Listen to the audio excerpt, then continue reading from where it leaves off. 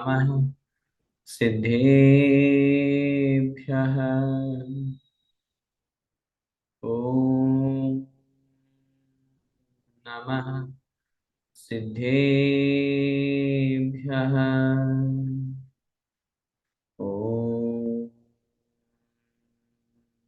नमः सिद्धेभ्यः। नमो अरिहन्ताणं नमो सिद्धाणं नमो आयर्याणं नमो वज्झायाणं नमो लोये सव्यसाहूणम् मोक्षमार्गस्य नेतारम् भेत्तारं कर्मभूभृताम् ज्ञातारं विश्वतत्त्वानां वन्दे तद्गुणलब्धये। वन्दे तद्गुणलब्धये। वन्दे तद्गुणलब्धये। पंच परमेष्ठी भगवान की जय। द्वादशांग जिनवाणी माता की जय। आचार्य भगवंत श्री उमा स्वामी मुनि महाराज की जय। चारित्र चक्रवर्ती 108 से शांति सागर जी महामुनिराज की जय। संत शिरोमणि आचार्य भगवंत 108 श्री विद्यासागर जी महाराज की जय। परम पूज्य गुरुदेव निर्यापक श्रमण मुनि पुंगव श्री सुधा सागर जी महाराज की जय। अढ़ाई द्वीपस्थ समस्त महामुनिराजों की जय। आचार्य भगवंत उमा स्वामी द्वारा विरचित श्री तत्पार्थ सूत्र जी ग्रंथादिराज का हम सभी स्वाध्याय कर रहे हैं और इस ग्रंथ के माध्यम से छठवें अध्याय में हमारे जीवन के लिए जो महत्वपूर्ण उपयोगी अध्याय है, कैसे कर्मों का आश्रय हुआ करता है, उन कर्मों के आश्रय होने में कैसे कौन कौन से मुख्य निमित्त होते हैं, यदि हम उन निमित्तों से बचेंगे तो निश्चित रूप से उस कर्म के अधिक स्थिति अनुभाग रूप आश्रय से हम बच पाएंगे। पिछली कक्षा में भी हमने आयु कर्म को बहुत अच्छी तरह से समझा था। किस प्रकार आयु कर्म का आश्रय हुआ करता है, किस प्रकार आयु कर्म के कारण से कौन कौन सी आयु में कौन कौन से जीव पहुंच पाते हैं, नरकायु के, तिर्यंच आयु के, मनुष्य आयु के, देवायु के आश्रय के कारणों को अपन ने समझा और उनको समझ करके अपन ने ये अपने आप में डिसाइड किया और सोचा कि अगर हम बहुत आरंभ और बहुत परिग्रह रखेंगे तो निश्चित रूप से हमारे नरकायु का आश्रय होगा। यदि हम थोड़ा आरंभ और थोड़ा परिग्रह रख करके अपना जीवन यापन करते हैं तो मनुष्य आयु का बंध होगा। और ये बात अपन ने अच्छी तरह से समझ ली थी कि अगली पर्याय हमें आयु के अनुसार मिलती है। गति का बंध तो प्रति समय हो रहा है, लेकिन गति का बंध तो बदल जाता है, आयु का बंध बदलता नहीं है। एक बार जिस आयु का आश्रय हो गया, नियम से उस आयु में जाना ही पड़ेगा, कोई नहीं रोक सकता। इस तरह अपने आयु कर्म के बारे में पढ़ा। आइए अब आगे बढ़ते हैं। आयु कर्म के बाद अब आता है नाम कर्म। नाम कर्म के भी दो भेद हैं, अशुभ नाम कर्म और शुभ नाम कर्म। पहले समझे नाम कर्म क्या करता है। जैसे ज्ञानावरण कर्म हमारे ज्ञान को ढकता है, दर्शनावरण हमारे दर्शन गुण का घात करता है, मोहनीय हमें सुख दुख प्रदान करता है, या यूं कहिए मोहनी के कारण से हम संसार में परिभ्रमण करते हैं, जो हमें कषाय उत्पन्न कराता है, चारित्र प्रकट नहीं होने देता, सम्यक तो प्रकट नहीं होने देता, वह मोहनीय हुआ। वेदनीय जो है वह हमें सुख दुख प्रदान करता है, आयु कर्म में अपन ने पढ़ा, जो हमें एक निश्चित समय के लिए एक पर्याय में रोके रहता है, वह कहलाता है आयु कर्म। नाम कर्म क्या कहलाता है? नाम कर्म का मतलब होता है जिस कर्म के उदय से हमें शरीर की प्राप्ति होती है। शरीर में रूप सौंदर्य या स्पर्श रस गंध वर्ण, वह शरीर की शक्ति, कौन सा सहनन होगा, शरीर का आकार, शरीर बेडौल होगा कि सर्वांग सुंदर होगा, शरीर में जो सुस्वर मिलेगा कि दुस्वर मिलेगा, शरीर को चलने की चाल कैसी होगी, शरीर से संबंधित जितनी भी प्रक्रिया है उन सबका नाम क्या है? नाम कर्म। अब शुभ नाम कर्म का अगर हम बंद करेंगे, आश्रव करेंगे, तो निश्चित रूप से एक सुंदर सुडौल योग्य शरीर की प्राप्ति होगी। और यदि हम अशुभ नाम कर्म का आश्रव करेंगे तो कुरूप शरीर मिलेगा, अप्रशस्त विहायो गति मिलेगी। नाम कर्म के 93 भेद होते हैं, 8वें अध्याय में पढ़ेंगे हम। तो इसलिए यहाँ पर नाम कर्म को समझा रहे हैं। आइए देखते हैं। सबसे पहले अशुभ नाम कर्म को बता रहे हैं, सूत्र क्रमांक 22। योग वक्रता विसंवादनम चा शुभस्य नाम्नः। योग वक्रता विसंवादनम चा शुभस्य नाम्नः। योग वक्रता अर्थात योगों में कुटिलता होना, योगों में वक्रपना होना, टेढ़ापन होना। विसंवादनम और विवाद करना, साधर्मियों से परस्पर में संवाद नहीं करके विवाद करना, लड़ाई झगड़ा करना, छोटी छोटी बातों पर बहस करना। च और च से तात्पर्य है बुरे कार्य करना। टीकाकार लिखते हैं च का तात्पर्य है बुरे कार्य, सत्य व्यसन का सेवन करना, अष्टमूल गुणों का पालन नहीं करना, पाप और कषायों में लगे रहना, दूसरों के शरीर का घात करना, किसी का मर्डर कर देना, किसी के नाक कान आदि छेद देना, ये सब च से संबंधित है।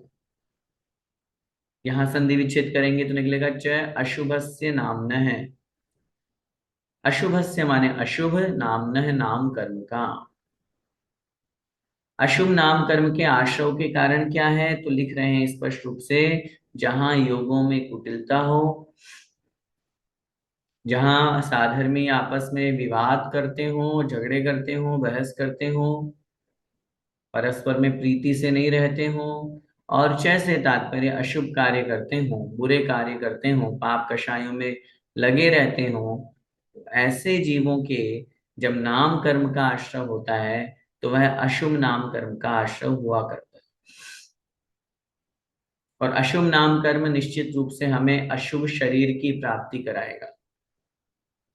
होता है ना, बहुत बार किसी किसी को देखते हैं जन्म से गूंगे होते हैं, बोल ही नहीं पाते हैं, जन्म से ही विकलांग पैदा हुए हैं, नहीं हो पाता शरीर में अच्छापन, सर्वांग नहीं होते हैं सर्वांग सुंदर। क्यों होता है ऐसा? ऐसा इसलिए होता है क्योंकि कहीं ना कहीं उन्होंने पूर्व जन्म में, पहले की पर्याय में किसी के साथ गलत व्यवहार किया होगा। पूर्व पर्याय में निश्चित रूप से उन्होंने किसी का अंग छेदन किया होगा, इसलिए आज उनका अंग छेदन हुआ है। टिट फॉर टेट, कर्म सिद्धांत को समझिए।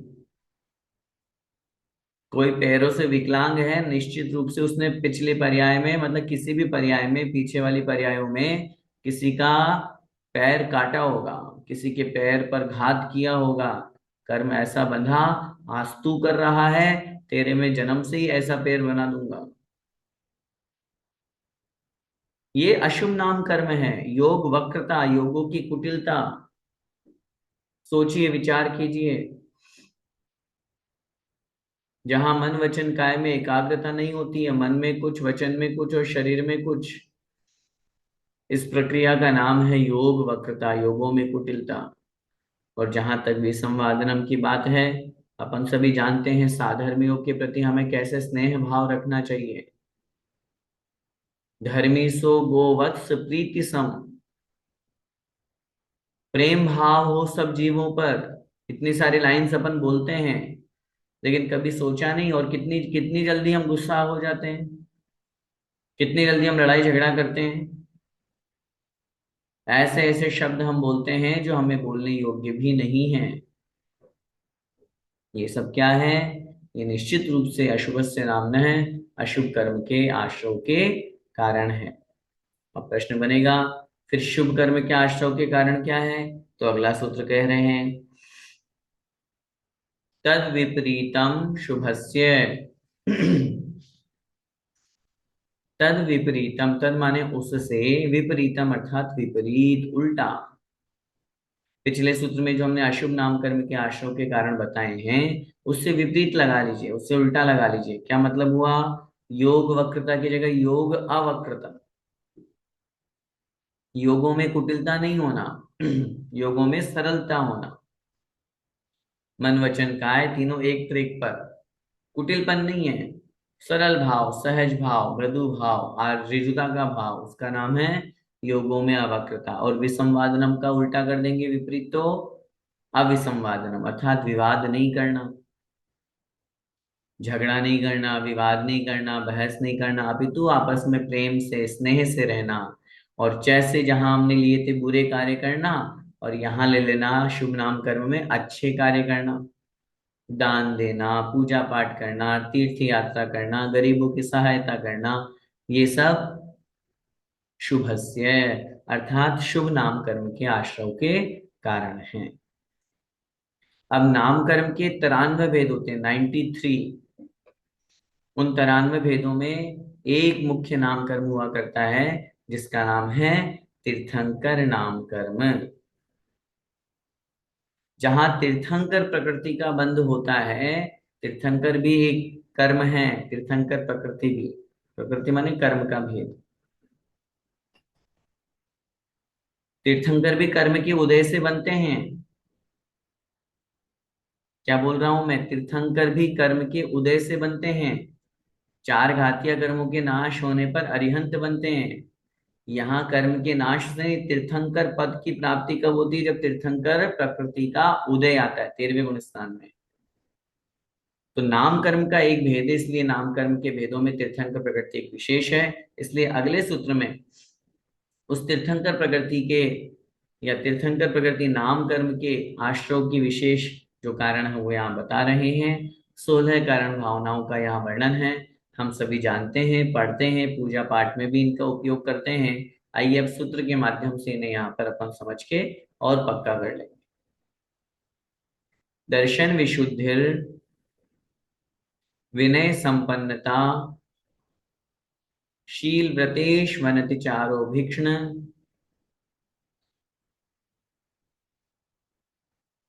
ज्ञानोपयोग संवेगौ,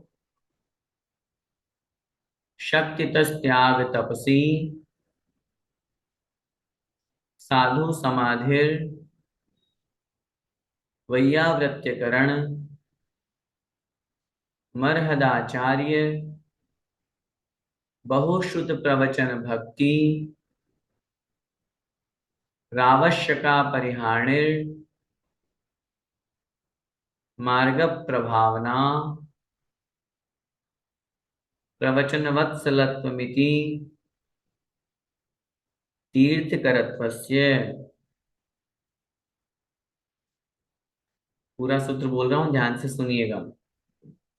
दर्शन विशुद्धिर, विनय संपन्नता, शील व्रतेश्वरति चारो भिक्षण, ज्ञानोपयोग संवेगौ, शक्ति त्याग तपसी, साधु समाधिर, वैयावृत्यकरण, मरहदाचार्य, बहुश्रुत प्रवचन भक्ति, रावश्यका परिहाणिर, मार्ग प्रभावना, प्रवचन वत्सलत्वमिति, तीर्थ करत्वस्य।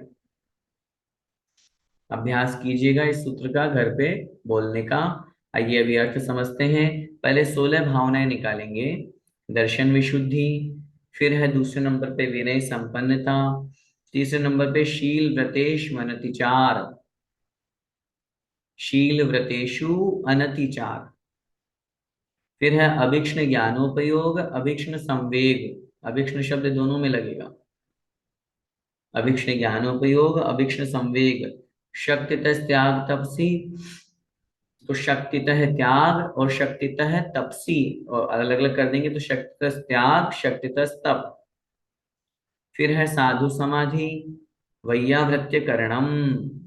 फिर यहां से आधा में निकल जाएगा, पदच्छेद कर देंगे तो अरहद आचार्य बहुश्रुत प्रवचन भक्ति, भक्ति के साथ सब जुड़ जाएंगे। अरहत भक्ति, आचार्य भक्ति, बहुश्रुत भक्ति और प्रवचन भक्ति। फिर यहां से निकलेगा आधार विसर्ग बन गया। आवश्यक अपरिहाणी, का लिखा है ना आवश्यका, उसमें से अ निकल जाएगा, आवश्यक अपरिहाणी ही। फिर आएगा मार्ग प्रभावना, और फिर प्रवचन वत्सलत्वम इति, प्रवचन वत्सलत्वम इति तीर्थकरत्वस्य, अर्थात तीर्थंकर प्रकृति नाम कर्म के आश्रव के कारण है। ये 16 भावनाएं कही जाती है, ये 16 प्रत्यय हैं, 16 निमित्त हैं, जिनके माध्यम से या जिनको भाने से वह आत्मा तीर्थंकर प्रकृति नाम कर्म का आश्रव करती है। और जो वह कर्म उदय में आता है, अर्थात तीर्थंकर जो बनने वाले होते हैं, अपन सब जानते हैं, गर्भ के 9 माह, गर्भ में नहीं आए उसके 6 माह पहले ही रत्न वृष्टि हो रही है। जब तक गर्भ में रहेंगे तब तक रत्न वृष्टि, पूरे पांचों कल्याणक समझिए, कैसे पांचों कल्याणक उस तीर्थंकर नाम कर्म के कारण से हुआ करते हैं। ठीक है, विदेह क्षेत्र की अपेक्षा 2 अथवा 3 कल्याणक वाले भी तीर्थंकर हुआ करते हैं, लेकिन यहाँ विशेष रूप से सामान्य कथन समझिएगा। अब इन 16 भावनाओं की अपन सब पूजा करते हैं, आप लोग षोडश कारण पूजा करते हैं, उनमें भी पढ़ा है, और यहाँ पर भी अपन अच्छी तरह से समझते हैं। सबसे पहला है दर्शन विशुद्धि भावना। दर्शन विशुद्धि का मतलब सम्यक दर्शन को विशुद्ध करना। सम्यक दर्शन के 25 दोष और 8 अंग, 25 दोषों से रहित होकर के, 8 अंगों से सहित होकर के, और सम्यक्त में दोष नहीं लगने देना, सम्यक्त को विशुद्ध बनाने का नाम है दर्शन विशुद्धि। दूसरा है विनय संपन्नता, अर्थात विनय गुण से संपन्न माने सहित होना। अगर विनम्रता नहीं है, मृदुता का भाव नहीं है, तो फिर नहीं हो पाएगा गुरुओं के प्रति, अथवा देव शास्त्र गुरु के प्रति, लोक व्यवहार में अपने से बड़ों के प्रति, शिक्षक गुरुओं के प्रति क्या करना, विनय का भाव। तीसरे नंबर पे शील व्रतेश अनतिचार, शील व्रतेषु अनतिचार, शील व्रतों में अतिचार नहीं लगाना, अतिचार माने दोष। श्रावक की अपेक्षा बात करेंगे तो 7 शील और 5 अनुव्रत 12 व्रतों में, मुनिराज की अपेक्षा बात करेंगे तो उनके ब्रह्मचर्य व्रत आदि जो व्रत हैं, शील माने ब्रह्मचर्य व्रत, उनमें दोष नहीं लगाना, ये कहलाता है शील व्रतेषु अनतिचार। फिर है अभीक्ष्ण ज्ञानोपयोग। अभीक्ष्ण का मतलब होता है निरंतर, ज्ञानोपयोग अर्थात ज्ञान का अभ्यास करना, निरंतर ज्ञानाभ्यास में ही लगे रहना, पढ़ना अथवा पढ़ाना अथवा कुछ लिखना, ये सब चीजों में ही अपना समय बिताना, उसका नाम होता है अभीक्ष्ण ज्ञानोपयोग। फिर है अभीक्ष्ण संवेग, निरंतर, अभीक्ष्ण का मतलब होता है निरंतर संसार के, शरीर से, भोगों से और संसार से विरक्त होना। संसार, शरीर और भोग 3 चीजें हैं, इनसे विरक्त होने का नाम है संवेग। फिर है शक्तितस त्याग और शक्तितस तप, अपनी शक्ति के अनुसार वस्तुओं का त्याग करना अथवा रुपए पैसे आदि का दान करना, ये कहलाता है शक्तितस त्याग। शक्तितस तप किसे कहते हैं, तो आचार्य लिखेंगे जहां पर इच्छा निरोधस तप है, अपनी इच्छाओं के ऊपर कंट्रोल करने का नाम, रोकने का नाम तप है, और हम अपनी शक्ति अनुसार अपन को तप करना चाहिए। आगे 9वें अध्याय में तप के 2 भेद बताएंगे, बाह्य तप और अंतरंग तप। अनशनाव मोदर्य वृत्ति पर संख्यान रस परित्याग विविक्त शय्यासन काय क्लेशा बाह्यम तप है, और ये बाह्य तप है। अंतरंग तप में प्रायश्चित विनय वेयवृत्ति स्वाध्याय वित्सर्ग ध्यानानुत्तरम, उन अपने शक्ति अनुसार तप करने का नाम हो गया शक्तितस तप। साधु समाधि अर्थात मुनि महाराज की साधना में यदि कोई विघ्न आ रहा है तो उस विघ्न को उपस्थित नहीं होने देना, या आ गया है तो उस विघ्न को दूर करना। जब अपन साधु समाधि की बात करते हैं तो मुनि महाराज के या चतुर्विद संघ के साधना में यदि कोई बाधा आ रही है, कोई विघ्न आ रहा है, तो उसे दूर करने का नाम है साधु समाधि।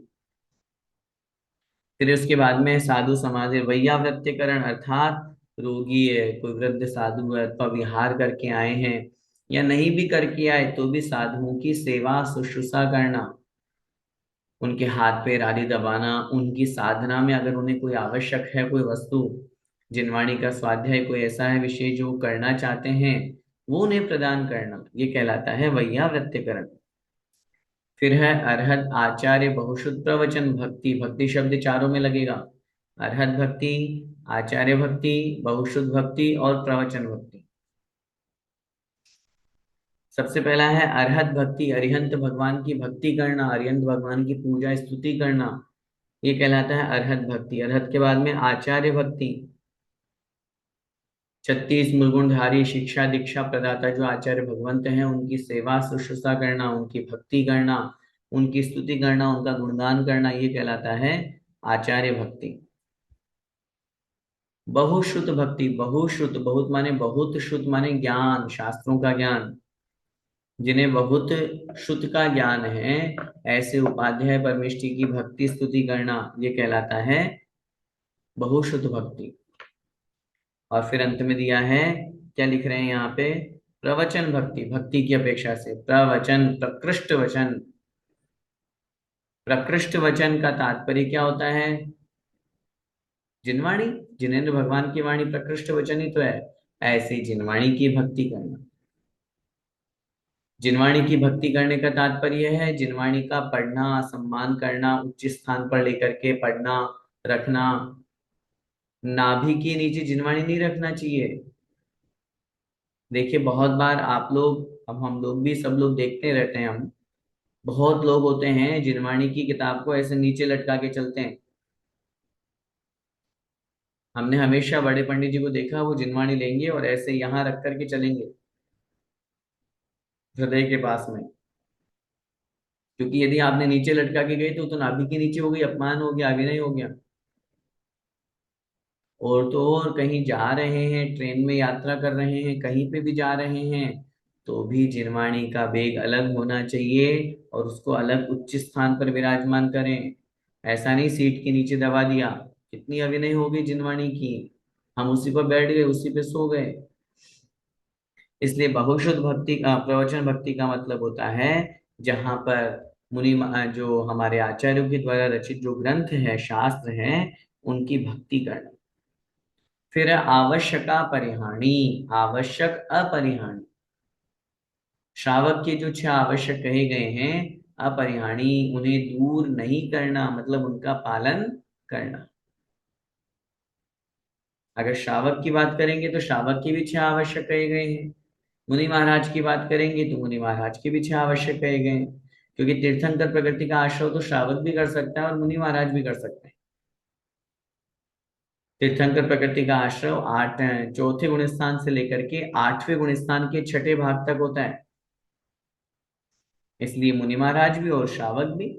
श्रावक की अगर आवश्यक अपरिहार्य की बात करेंगे तो देव पूजा, गुरुपास्ति, स्वाध्याय, संयम, तप है, दानम चेति गृहस्थानाम षटकर्माणि दिने दिने,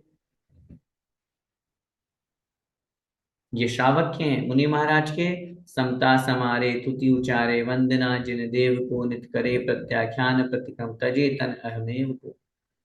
छड़ाला कार लिख रहे हैं पंडित दौलत राम जी। तो ये क्या हो गए, ये आवश्यक जो बताए गए, आवश्यक इट मीन्स कंपलसरी, ये तो करना ही पड़ेंगे आपको। इसलिए हम हमेशा कहते हैं श्रावकों के लिए हमारा प्रतिदिन का संकल्प दर्शन करने का नहीं है, पूजन करने का होना चाहिए। क्योंकि पूज्य गुरुदेव सुधार सागर महाराज जी कहते हैं, दर्शन करके कौन सा तीर मार लिया, दर्शन तो पशु पक्षी भी कर लेते हैं। अगर हम जैन कुल में पैदा हुए हैं, श्रावक पर्याय हमको मिली है, तो हमें प्रतिदिन भगवान के ऊपर कलश करके और अभिषेक करते हुए पूजन करना चाहिए, ये कर्तव्य है हमारा। तो इस तरह से 6 आवश्यकों को समझना। आवश्यकता परिहरणे के बाद में मार्ग प्रभावना, जिन शासन की, जिन मार्ग की जितनी हो सके, जैसी हो सके वैसी प्रभावना करना। कैसे करना? आचार्य पूज्य आचार्य पुरुषा सिद्धि उपाय में आचार्य भगवान अमृतचंद स्वामी महाराज ने लिखा, दान तपो जिन पूजा विद्यातिशयश्च जिन धर्म है। खूब दान दे करके, अब आप कहोगे दान देने से क्या होगा? उदाहरण समझिए, कुंडलपुर बड़े बाबा का मंदिर बना, बिना दान के कैसे बनता? बिना पैसों के कैसे बनता? मैं मानता हूं एक व्यक्ति बनवा सकता था और बनवा भी सकते हैं, अभी भी है। वो एक व्यक्ति एक ही नहीं है, 10 हैं, 100 1000 सैकड़ों मिल जाएंगे। लेकिन वहां फिर हमारी भावना नहीं जुड़ती। अगर हमने वहां कुछ न कुछ अंश रूप में भी दान दिया है, तो भी हमारी भावना वहां जुड़ी हुई है कि अरे बड़े बाबा के चरणों में चलना है। अपनी आंखें हमारी प्रत्यक्ष धन्य है, जिन्होंने मंदिर बनते हुए देखा, आचार्य भगवंत को देखा, बड़े बाबा को विराजमान होते हुए देखा, पंच कल्याणक देखा। निश्चित रूप से ऐतिहासिक। तो ये क्या है? ये मार्ग की प्रभावना है। आचार्यों ने लिखा है शास्त्रों में, जब देवतागण भगवान का अभिषेक करने के लिए जाते हैं, तो अन्य देवी देवता उन्हें देख करके सम्यक दर्शन प्राप्त कर लेते हैं। तो इधर उधर ये सारा का सारा देखने का उद्देश्य क्या है? एक ही उद्देश्य है, ताकि हमारे जिन शासन की अधिक से अधिक प्रभावना हो सके। और अंतिम है प्रवचन वत्सलत्वम।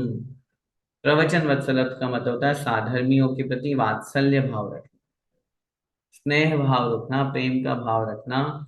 यदि हम साधर्मियों के प्रति, पहले आया था ना, विसंवादन, विवाद करेंगे, दुश्मनी का भाव रखेंगे, तो अशुभ नाम कर्म का आश्रय होगा। हम सब चाहते हैं कि हमारे भी तीर्थंकर नाम कर्म का आश्रय हो, तो उसके लिए हमें इन 16 कारण भावनाओं को भाना चाहिए। आचार्य श्री कहते हैं कि न केवल 16 कारण भावना, अपितु इन सब में जो सबसे पहली भावना है वो महत्वपूर्ण है। ऐसा भी हो सकता है कि मात्र पहली भावना दर्शन विशुद्धि भा रहे हैं और शेष नहीं भा रहे, तो भी हो जाएगा। लेकिन उसमें सबसे महत्वपूर्ण बात जो समझनी है वो ये है कि 16 कारण भावनाओं को भाने से के साथ साथ विश्व कल्याण की भावना हो। आचार्य श्री हमेशा कहते थे 16 गण भावनाओं के साथ में विश्व कल्याण की भावना की बात करो। संसार के प्रत्येक जीव के प्रति दया और करुणा का भाव रखो।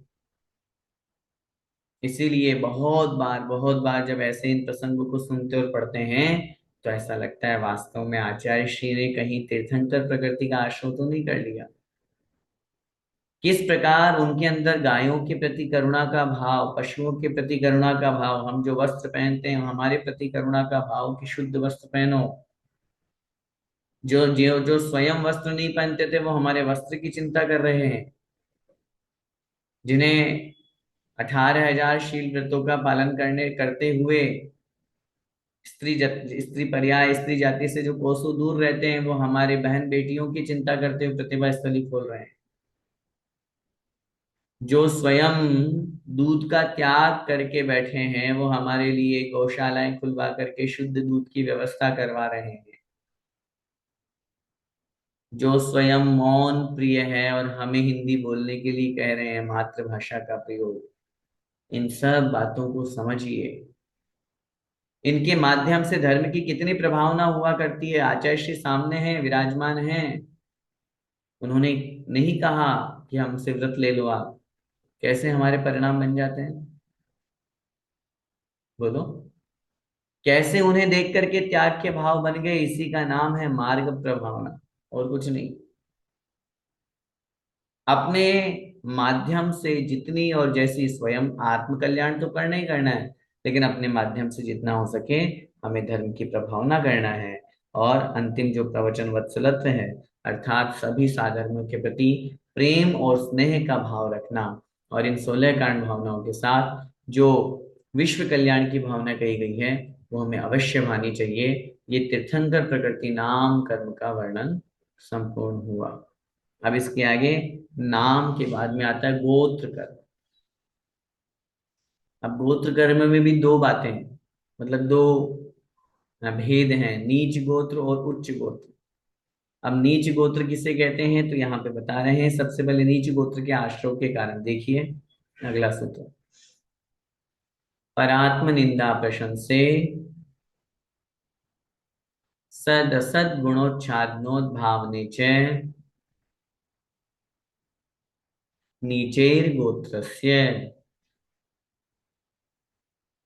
परात्मनिंदा प्रशंसे सदसद गुणोच्छादनोद्भावने च नीचैर्गोत्रस्य।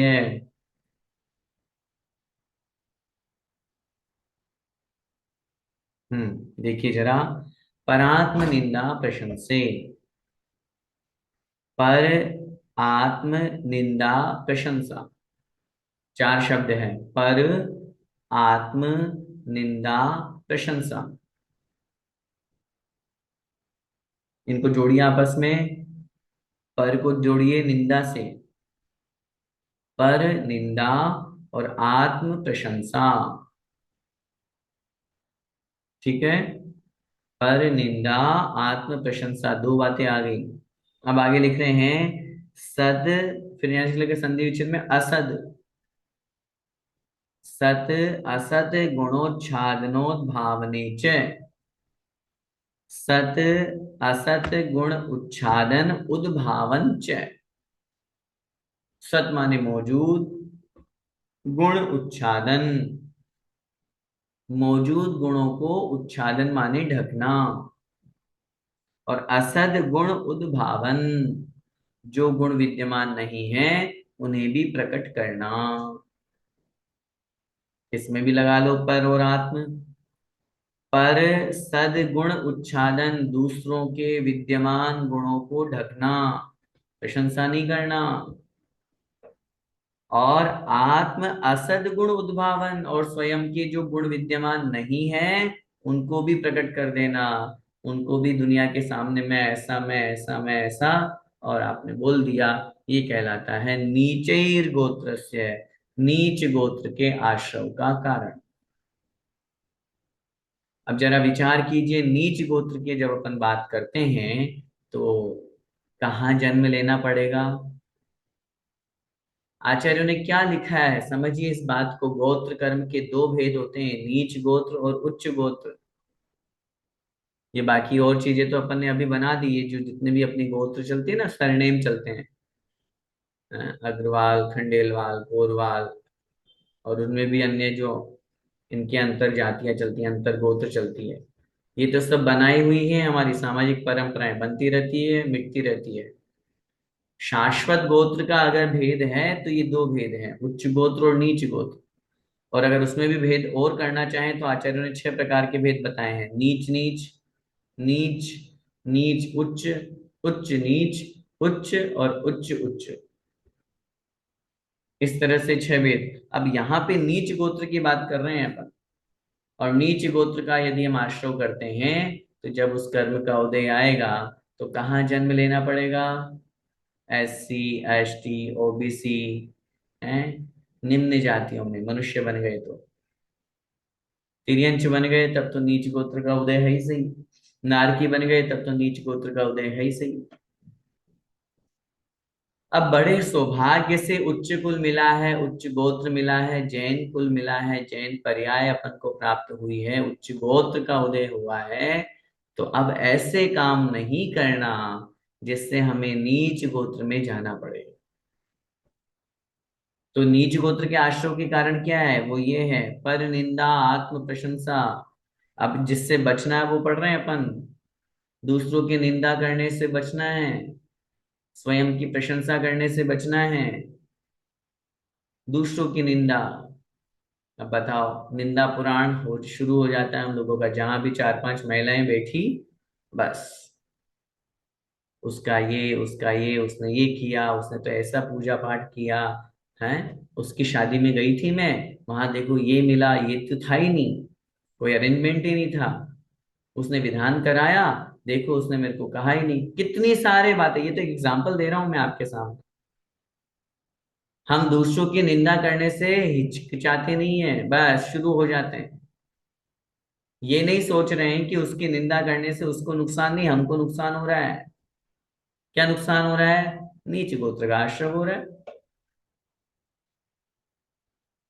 नीच गोत्र का आश्रम हो रहा है, और इस पर्याय में तो आप कोई बात नहीं, आ गए उच्च गोत्र में। अगली पर्याय में आप तैयारी कर लीजिए कि आपको निम्न जाति में उत्पन्न होना पड़ेगा। आत्म प्रशंसा हो, मैं पुराण चालू हो जाता है।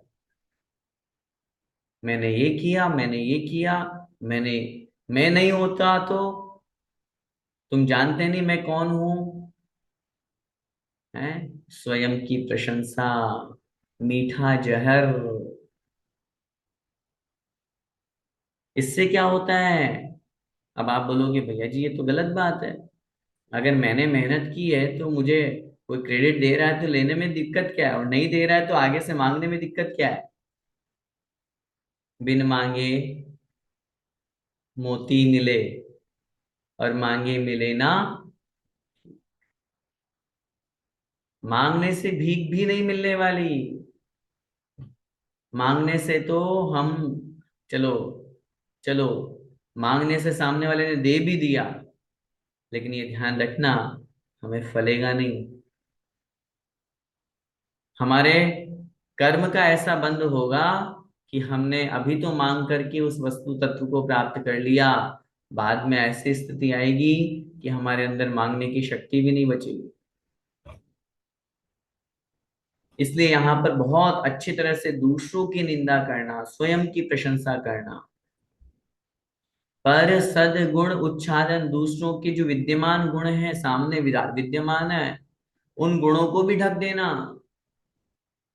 जैसे उदाहरण, कोई मुनि महाराज है, बड़े सरल स्वभावी दिख ही रहे, नेचर में ही है, तो भी अरे कुछ नहीं होता है, निंदा तो नहीं करी, ये वाक्य आपने नहीं बोला, लेकिन निंदा नहीं करी तो आपने प्रशंसा भी नहीं करी। और जब गुणों को लिखने की बात आई या बोलने की बात आई, कहीं पे मंच पे कहने की बात आई, उनके दीक्षा समारोह में बोलने की बात आई, उनके समाधि के पश्चात उनके प्रति विनयाञ्जलि बोलने की बात आई, तब भी आपने उनके गुणों का बखान नहीं किया, उसको छुपा दिया।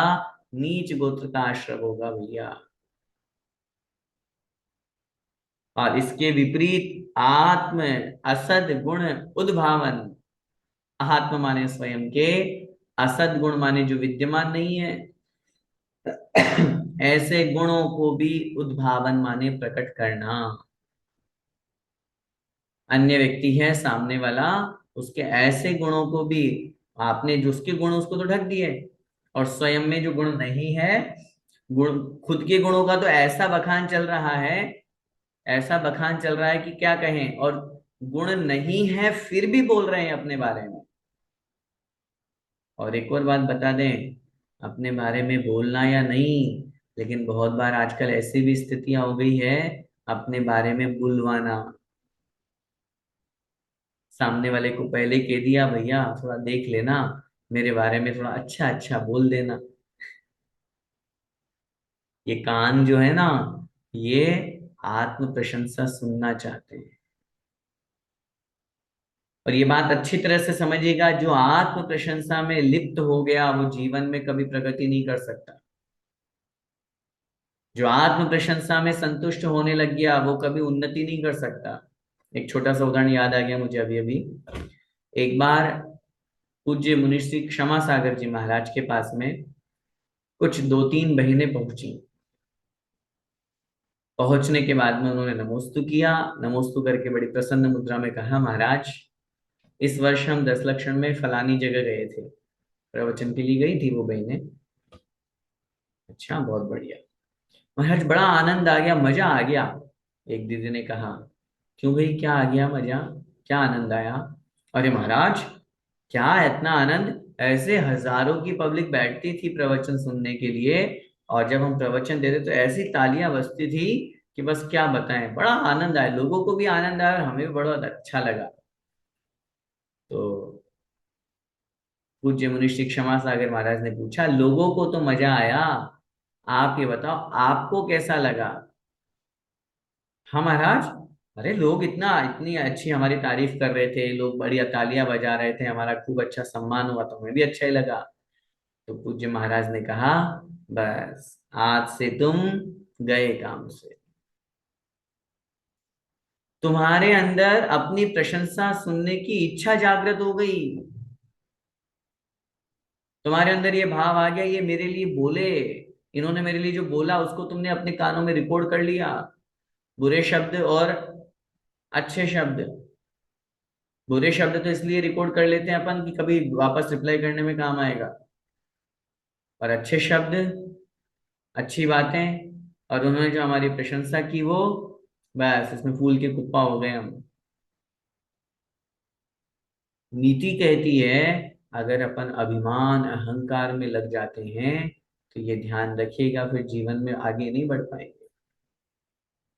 किसी भी क्षेत्र में लगा लीजिए, ना केवल यहाँ प्रवचन या ज्ञान की अपेक्षा से, किसी भी क्षेत्र में। आप अगर पाक कला में माहिर हो, खेलने में बहुत अच्छे हो, गाने में सिंगिंग करने में बहुत अच्छे हो, उसमें अगर आपने आत्म प्रशंसा करना शुरू कर दिया और वो नहीं कर रहे और दूसरों से अपनी प्रशंसा करा रहे हैं, तो फिर मैं मान करके चलिएगा हमारे अंदर कमी है।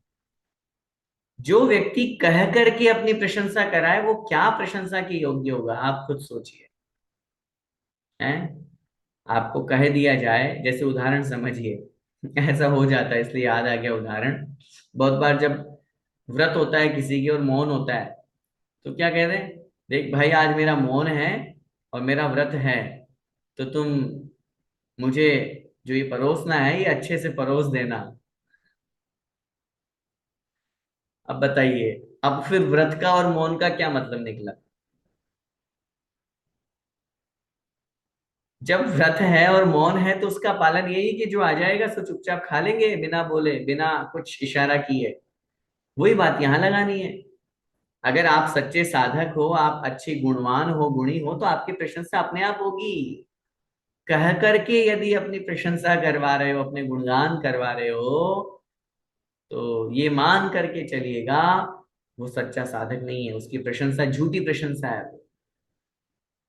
वो तो सुन रहा ही है, लेकिन उसके साथ में कर्म का जो आश्रव होगा, नीचेर गोत्र से, नीच गोत्र का आश्रव हुआ करता है। अब फिर प्रश्न बनता है, फिर उच्च गोत्र का आश्रव के कारण क्या है, तो अगला सूत्र बता रहे हैं, तद विपर्ययो नीचैर्वृत्यनुत्सेकौ, नीचैर्वृत्यनुत्सेकौ चोत्तरस्य। तद विपर्ययो नीचैर्वृत्यनुत्सेकौ चोत्तरस्य। हम्म। तद विपर्यय है, तद माने उससे, विपर्यय माने विपरीत। नीचैर्वृत्ति अनुत्सेक, नीचैर्वृत्ति माने निम्न वृत्ति, नम्र प्रवृत्ति, और अनुत्सेक का मतलब होता है अहंकार से रहित, मद से रहित। और चय, चय का मतलब वही अच्छे कार्य जो श्रावक के करने योग्य है। ये किसके हैं आश्रव के कारण, उत्तरस्य माने उच्च गोत्र के आश्रव के कारण। उच्च गोत्र के आश्रव के कारण क्या क्या हुए, तद विपर्य है माने उससे विपरीत। किससे विपरीत, जो पिछले सूत्र में अपन ने बोला था। पिछले सूत्र में चार चीजों पे चर्चा करी थी। कौन कौन सी, परनिंदा, आत्म प्रशंसा, पर सदगुण उच्छादन, आत्म असदगुण उद्भावन। अब इसको उल्टा कर दीजिए, परनिंदा की जगह पर प्रशंसा, आत्म निंदा। अपनी निंदा करना चाहिए, अपनी आलोचना करना चाहिए। आलोचना पाठ में क्या करते हैं अपन, प्रतिक्रमण में क्या करते हैं, भगवान हाय हाय मेरे से कैसा पाप हो गया, भगवान मैं कैसा पापी हूं, मैं दुष्ट हूँ, मायावी हूँ, दुराचारी हूँ। अपने आप की निंदा कर रहे हैं हम, अपने आप को हम दोष दे रहे हैं, अपने आप को हम यूं मान लीजिए कि हम अपने आप को निम्न बता रहे हैं। क्यों, मैं वैसा उस योग्य नहीं हूं। और हकीकत यही है, अपने अपने मन को अगर हम टटोलेंगे तो अपन को अपनी हकीकत पता चलेगी। दुनिया तो बहुत खूब प्रशंसा करने वाली है, दुनिया तो बाहर के आपको 2 घंटे के लिए देखी है। दुनिया ने तो आपको थोड़े से अल्प समय के लिए देखा है, लेकिन वास्तविकता तो हम जानते हैं कि हमारा अस्तित्व कितना है, कैसा है। इसलिए आत्म निंदा करना और पर प्रशंसा, दूसरों की प्रशंसा करना, सामने वाला व्यक्ति कैसा भी हो, कैसा भी हो, तो भी तो भी व्यवहार में कहा जाता है कि हर व्यक्ति में कोई न कोई गुण तो होता ही है। ऐसा एक भी व्यक्ति नहीं है जो गुणी नहीं हो। और सिद्धांत की दृष्टि से देखोगे तो प्रत्येक द्रव्य में कोई ना कोई गुण पाया जाता है। ज्ञान दर्शन गुण तो है ही सही, आप कैसे कह रहे हो कुछ नहीं आता इसको? कैसे नहीं आता भाई? ज्ञान दर्शन है उसके पास। गुणों की प्रशंसा करना, जो पहले पिछले सूत्र में थे कि अपने जो गुण विद्यमान नहीं है उनको भी प्रकट कर देना, तो अब उल्टा करो, अपने जो विद्यमान नहीं है उन दोषों को भी प्रकट करना। जो विद्यमान है उनको तो प्रकट करना ही है, अपने गुणों को छिपाना और दोषों को प्रकट करना। बड़े महान पुरुष पंडित बनारस दास जी हुए, वो लिखते थे, हमें अपने दोषों को, हमें अपने गुणों को छिपाना चाहिए और दोषों को छपाना चाहिए। छिपाना किसको? अपने गुणों को। उजागर नहीं करना, मैं ऐसा, मैं ऐसा, मैं ऐसा नहीं। सामने वाले के गुणों को प्रकट कीजिए, उसके दोषों को छिपाइए। दोषवादे च मौनम, दोष नहीं कहना। और उसके अंदर जो गुण है वो तो प्रशंसा करना ही करना है, उसके अलावा जो गुण विद्यमान नहीं है उसकी भी प्रशंसा करना। ये ये विपरीत हो गया, ये उच्च गोत्र के आश्रम के कारण हो गया। उसके साथ में दो कारण और यहाँ बता रहे हैं। नीचे वृत्ति अर्थात नम्र प्रवृत्ति होना, नम्रता का भाव होना, सरलता का भाव।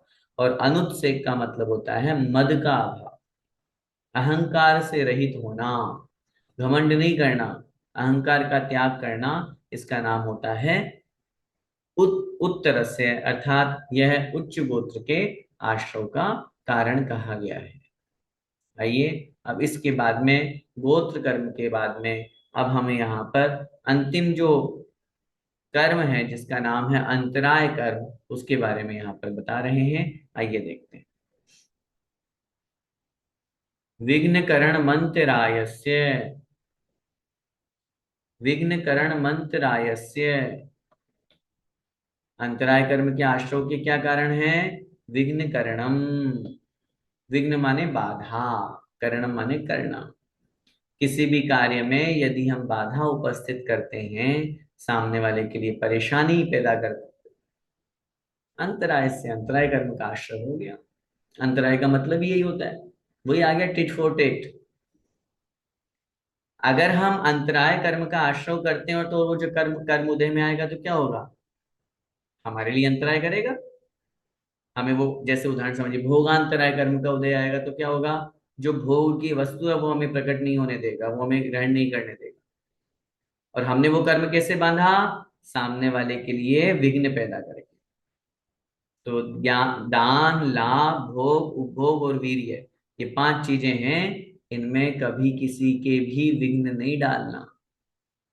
यदि हम विघ्न डालते हैं, बाधा उपस्थित करते हैं, तो हमारे अंतराय कर्म का आश्रव हुआ करता है। इस तरह पूरे छठे अध्याय में अपन ने आठों कर्म के आश्रव के विशेष कारणों को जाना।